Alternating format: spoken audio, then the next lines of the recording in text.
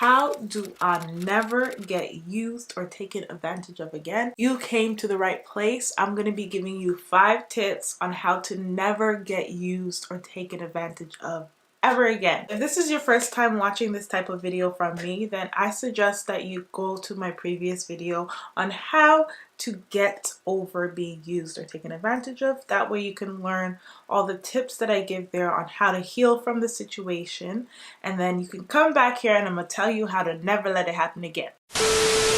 For the first tip, you need to reflect on the type of person that took advantage of you, meaning their behaviors, their traits, their personality. Try to think back of the time where you felt like something was off about them, or you felt like something just didn't feel right. You probably ignored that red flag. Basically, I just need you to go back, make a list of all the red flags, all the traits of that person that you never want to deal with again. If I were to reflect on my own situations when I was taken advantage of, some of the traits of this person that I would keep in my mind is that they were always gaslighting me. They had a very bad temper. They were never consistent or followed through on their promises. I realized quickly that it was all talk and no action. And a huge one for my situation is that they were always hot and cold. So one minute they were just amazing to me, and then they would just flip and just be a total monster,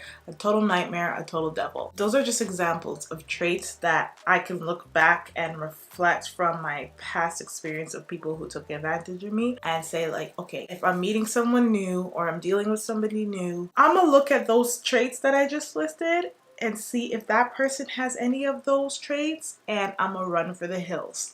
Again, first tip, make a list of all the bad traits and the red flags and the bad behaviors of that person that took advantage of you. Step 2 is to make another list. So in this list, you're gonna make your wants and your standards and your non-negotiable from people in general. You can do this if it's a friend or if it's a relationship, whatever it is. Make up a list of the traits that you will accept of the people you want in your life. A few things on my list that are non-negotiable is someone that is sensitive to my feelings, somebody I can totally be myself with, judgment free, someone that is not always criticizing me. Those are just some examples of things I would put in my list for people who I would want or who I will accept in my life. If you don't get clarity on the type of people that you want in your life or the type of people you will accept in your life, you will just accept anything and everything.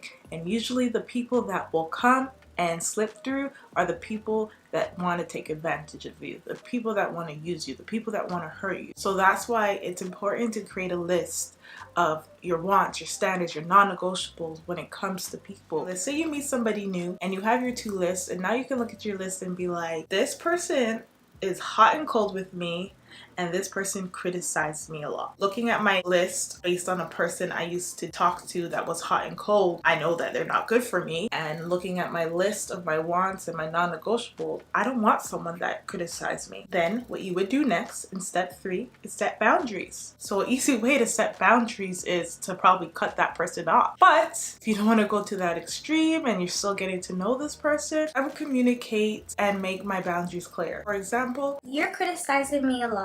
I don't like that. Stop it. Get some help. For example, you meet someone and you feel like they're just not sensitive to your feelings at all. Well, either cut them off like I said before, or just sit them down, have the conversation and be like, hey, I'm a sensitive person. I only like people who can be sensitive to my feelings. They may not know what they were doing wrong. They probably didn't know you were sensitive. That's why communication is so important. Now, if you've had that conversation with that person and they're still doing the things that you don't like and that are bothering you, again, you need to set your boundaries and cut them off. Let them know one more time if you want to give them another chance. But eventually, if that person keeps stepping over your boundaries, keeps breaking your boundaries, you need to cut them out your life, because you are not going to go back down that road of getting used and taken advantage of or hurt again, okay? Number 4, be comfortable with saying no. If the person is still doing the things that you don't like, still treating you badly, say no and walk away from them. Or if the person is making you do something that you're not comfortable with, listen to your gut. Trust your gut. Don't hesitate to say no. No! No! No! I know how hard it is. I've had this problem because I am a huge people pleaser, and it's something I've been working on for a long time. One thing that's been helping me is not being afraid to say no. Trust me, anytime I say no, I get very nervous inside. I get anxious. I worry about the person not liking me anymore. But we need to honestly let that go, because if you say no and they don't respect that and then they decide to leave you or whatever, listen, you just dodged the bullet. Trust me, you just dodged a bullet. You don't want someone like that in your life who cannot respect you, especially when you're not comfortable doing something, when you just have to say no. If somebody really cared about you and love you, saying no won't make them run away from you. Stay firm, feet planted on the ground. Don't let them try to persuade you, manipulate you. Remember what you felt inside, how you were feeling. You wanted to say no. Don't change your no for nobody. Okay? Lastly, honestly, this was kind of going into my last point, but like, just not compromising or second guessing yourself. If you feel in that gut feeling that this whole situation is not right, listen to yourself. Get out, leave, communicate, whatever it is.